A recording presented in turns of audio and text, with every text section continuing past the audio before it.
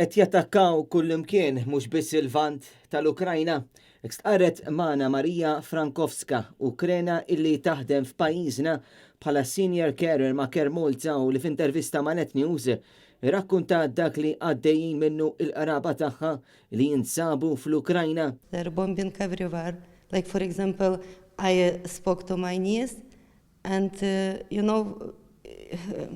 you can just imagine this. I spoke to my niece and she said, I cannot tell you anything because we have a siren and we have to go underground to be safe there. Marija stqarret magħna li l-komunità Ukrena f'Malta tipprova tgħin kif tista' u tenitla apprezzament il-kollegi tagħha tal-għajnuna li anki taw lilha personali fl-aħħar ġimgħat. I wanted to thank to my colleagues, to my manager, and from beginning, everybody asked me if I need some help, half is my family, any support, what I need, they will do. Mistoqsija dwar kif qed tħossha hija personali f'dan il-mument, hija qalet li s-support huwa wieħed strumentali.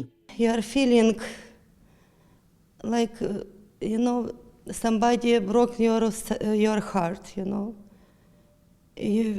especially from beginning, we need this support.